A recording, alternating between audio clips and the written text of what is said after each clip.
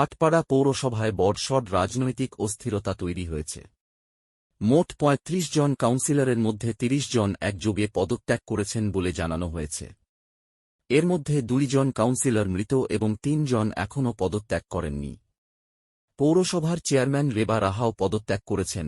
অর্জুন সিং বলেন, এই সংকটজনক পরিস্থিতিতেও যাতে নাগরিক পরিষেবা ব্যাহত না হয়, সেই কারণে সরকারি আধিকারিকরা কাজ চালিয়ে যাবেন।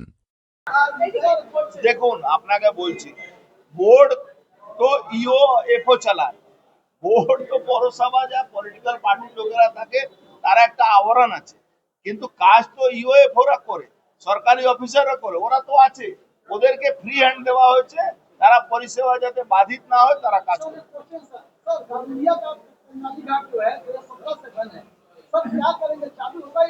देखिए वो सब चालू होगा। हमारे मुख्यमंत्री ऑलरेडी बजट में क्या क्या एलोकेशन डालना है हर विधायक के पास सूचना आ चुकी है। हर विधायक अपना क्षेत्र আমরা তথ্য জোগাড় করেছি। আজকালের মধ্যে অনেকের নামে এফআইআর হবে।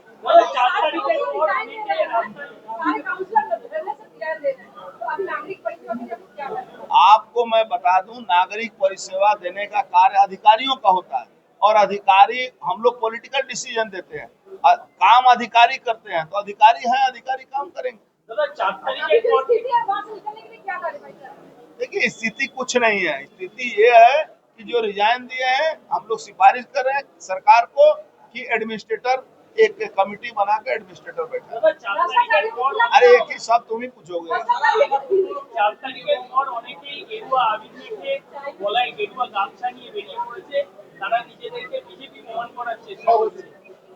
দেখুন, আর কেউ জানুক না জানুক, অর্জুন সিং তো জানে এখানে কারা কারা গেরুয়া ছিল আর কারা গ্রিন ছিল। কিন্তু গ্রিনটাকে আমি করিয়েছিলাম আর গেরুয়াটা আজকে আমরা আমাদের চোখে ভাসছে, তো আমরা জানি কে গ্রিন থেকে গেরুয়া হয়েছে।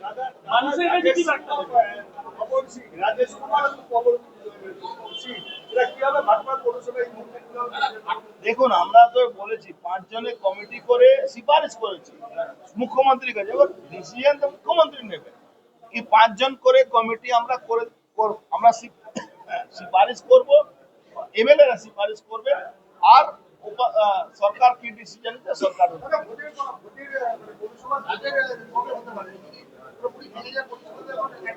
আবার আপনাকে বলছি, পরিষেবা অফিসাররা দেয়।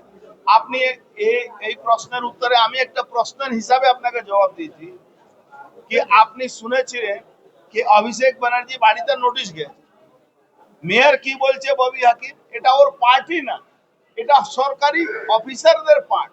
তো তার মানে হলো সরকারি অফিসাররা চালায় আর যারা পলিটিক্যাল পার্টি সেটা নীতি নির্ধারণ করে কিভাবে চলবে। কিন্তু বিএম অ্যাক্টে স্পষ্ট বলা আছে, বিএম অ্যাক্টে কোনো পৌরসভার চেয়ারম্যানের কোনো অধিকার নেই কোনো নীতি বানানো। বাঙ্গাল মিউনিসিপাল অ্যাক্ট যেটা আছে তার মধ্যে আপনাকে কাজ করতে হবে। এখানে প্রত্যেকটা পৌরসভা বেঙ্গল মিউনিসিপাল অ্যাক্টকে মানে ধুয়ে মুছে সাফ করে দিয়েছে। যেখানে 3000 টাকা একটা ট্রেড লাইসেন্সে লাগে সেখানে 3 লাখ টাকা নেওয়া হয়। একটা মিউটেশন করতে গেলে 40,000 50,000 টাকা নিতে হয়। এরকম পৌরসভাতে কাগজ কলমে 10খানা অ্যাম্বুলেন্স আছে ভাটপাড়া পৌরসভা, একটাও চলে না, কিন্তু কর্মচারী মাইনে পাচ্ছে। আপনি দেখবেন এই এখনই আমার সঙ্গে ইওর কথা হয়েছিল গারুলিয়া মিউনিসিপ্যালিটি, একজন আপনার অ্যাম্বুলেন্স ড্রাইভার উনি 4 লাখ টাকা তুলেছেন পাবলিকের কাছ থেকে, জমা করেননি। এরকম মাইনা তুলে নিয়ে যাচ্ছে, জমা কাজ করে না। এরকম ভুয়া 100 লোকের উপরে ওখানে বিনা কাজ করে পয়সা পায়। এখানে 400 লোক, 17টা লেবার আছে আর 28টা তার সুপারভাইজার আছে ভাটপাড়া পৌরসভাতে। একটা ওয়ার্ডে, একটা ওয়ার্ড আছে 14 নম্বর, একটা ওয়ার্ড আছে 8 নম্বর, যেখানে 17টা লেবার আর 28টা তার সুপারভাইজার। এরকম ম্যাক্সিমাম পাবে না।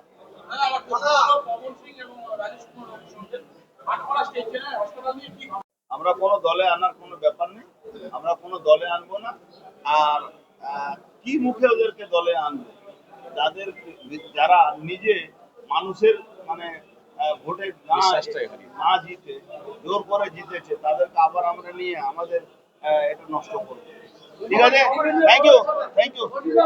পাশাপাশি ভাটপাড়ার বিধায়ক পবন সিং এবং জগদ্দলের বিধায়ক ডক্টর রাজেশ কুমার দায়িত্ব নিয়ে মানুষের পরিষেবা স্বাভাবিক রাখার বিষয়টি দেখবেন বলেও জানান তিনি। ভাটপাড়া হসপিটালে আমরা দুজনই গোলঘর যে হাসপাতাল আছে ওখানে আমরা দুজনই গিয়েছি এবং ওখানকার পরিষেবা নিয়ে সুপারের সঙ্গে আমাদের কথা হয়েছে। আমরা এখন ভাটপাড়া হাসপাতালকে দুজনই সেদিন আমরা ঠিক করলাম, ওখানে অনেক জায়গা আছে, ওকে একটা সুপার স্পেশালিটি হসপিটাল বানানোর জন্য আমরা দুজনই প্রপোজাল দেব এবং তারপরে বাকি যে পরিষেবা ওখানে কি করে ভালো করা যায়, কিছু কিছু জিনিস আমাদেরকে ওখানকার সুপার জানিয়েছে, ওটা আমরা চালু করাবো। আমাদের বিধায়ক পবন সিং জি ওখানে একটা ডিজিটাল এক্সরে মেশিন দিয়েছিলেন, কিন্তু ওটা ওখানে ইনস্টল করা হয়নি। ওদের এত দুর্নীতি এর মধ্যে ছিল কি কোনো ভালো কাজ কি ওরা করতে দেবে না। এই সব জিনিসটা ওখানে তাড়াতাড়ি চালু করানো হবে এবং যত যা ওখানে ডেফিসিয়েন্সি আছে ওটাকে ঠিক করা হবে।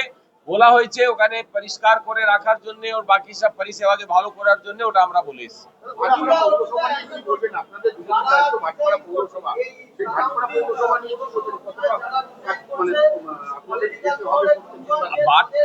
ভাটপাড়া পৌরসভা নিয়ে আমাদের সিনিয়র লিডার অর্জুন সিং জি যা বলেছেন ওটা যথেষ্ট, উনি সবকিছু বলে দিয়েছেন। 30 জন কাউন্সিলর অলরেডি রিজাইন করে দিয়েছে, বাকিরাও ইনক্লুডিং চেয়ারম্যানও রিজাইন করে দিয়েছে।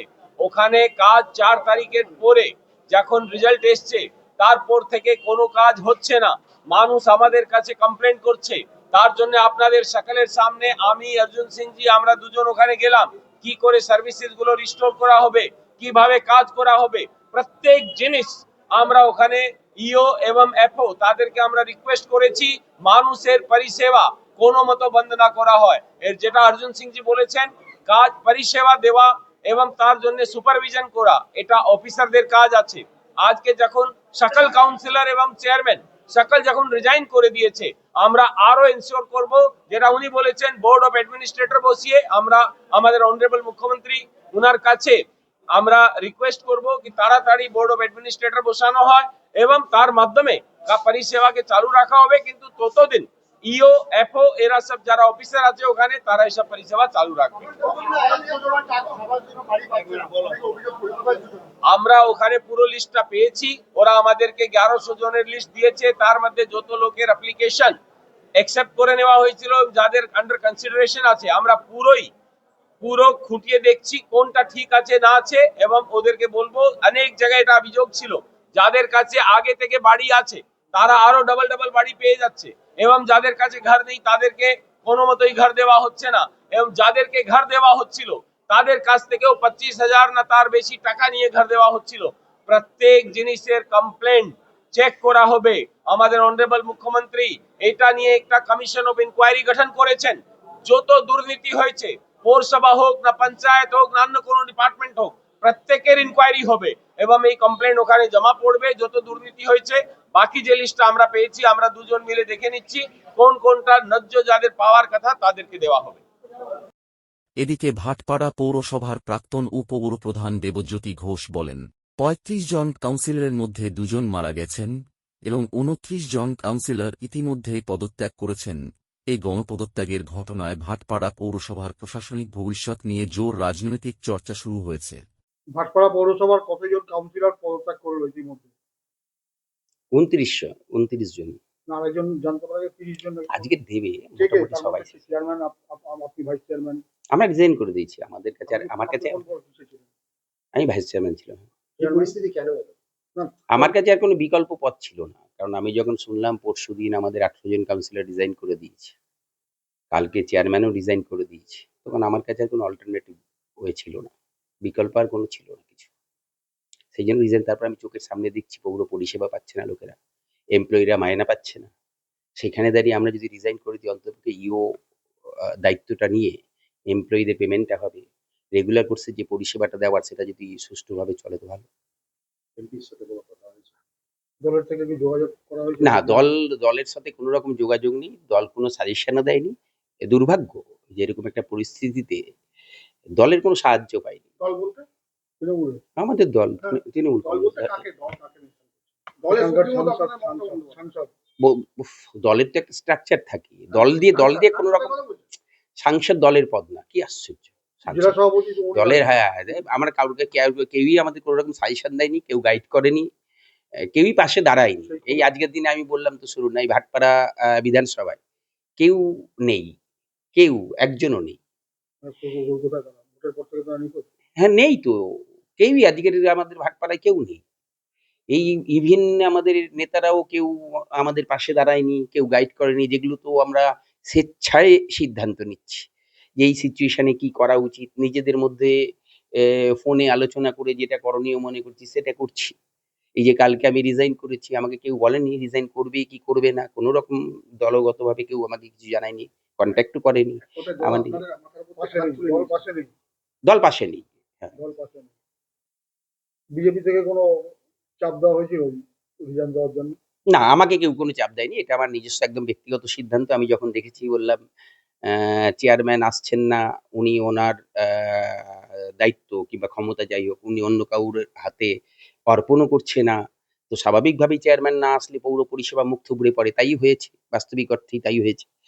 এবং তারপর যখন দেখলাম পরশুদিন ১৮ জন কাউন্সিলর রিজাইন করে দিয়েছে, তখন আর কি বিকল্প পথ খোলা থাকতে পারে? কিছুই নেই। দুর্নীতি হয়েছে, বিধায়ক জানালেন দুর্নীতি হয়েছে অনেক পৌরসভার কোটি কোটি টাকা। দেখুন দুর্নীতি হয়েছে আমার কাছে ওই যখন তদন্ত যতক্ষণ না হয়ে সত্যিটা বেরিয়ে আসবে, ততক্ষণ তো বলা ঠিক না। বাট দুর্নীতির খবর আমার কাছেও আছে। দুর্নীতি তো কিছু হয়েছে। আমি তো অস্বীকার করতে আগেও আমি বলেছি, তো অস্বীকার করতে পারব না। আপনি তদন্ত চান? অবশ্যই যেকোনো দুর্নীতির যেকোনো স্তরে আমি তদন্ত চাই। যেকোনো দুর্নীতির। সহযোগিতা মানে? আমাকে বলুন সবার আগে আমি থাকবো দুর্নীতির তদন্তে। আমি গত ৪ বছর আমি বলেছি আপনাদের বেসিক্যালি আমি বিরোধী দলের ভূমিকা পালন করেছি। সেইজন্য এই যদি দুর্নীতি হয় তার কালির দাগ আমি গায়ে মাখবো না। আপনি দায়ভার নেবেন না? আমি দায়ভার কেন নিতে যাবো? এমএলএ তার মা চেয়ারম্যান, তিনি আইএনটিটিউসি জেলার প্রেসিডেন্ট, তারা পৌরসভা চালিয়েছে। আমরা বিরোধী দলের ভূমিকা পালন করেছি। এর দায়িত্ব আমি নিতে যাবো। মানে মত প্রকাশ করতে পারেনি স্বাধীনভাবে? বললাম তো বিরোধী দলের ভূমিকা পালন করেছি। এর থেকে আর কি বলবো? বিরোধী দলের ভূমিকা আমরা পালন করেছি গত ৪ বছর। শুধু আমি না, ৫ জন সিআইসি এবং আমি সবাই। হ্যাঁ? শাসকের থেকে? হ্যাঁ, গত ৪ বছর আমরা ৫ জন সিআইসি এবং আমি ভাইস চেয়ারম্যান, আমরা ৫ জন ৬ জন বেসিক্যালি বিরোধী দলের ভূমিকা পালন করেছি। দলে জানিয়ে কোনো গুরুত্ব পাননি আপনারা? দলে বারংবার এমন কোনো মাস যায়নি দলকে জানাইনি। প্রতিটা মাসে দিয়েছি। দুর্ভাগ্য দল সিদ্ধান্ত নিতে দেরি করেছে। সিদ্ধান্তহীনতায় ভুগিয়েছে। দল সিদ্ধান্ত নিতে পারেনি।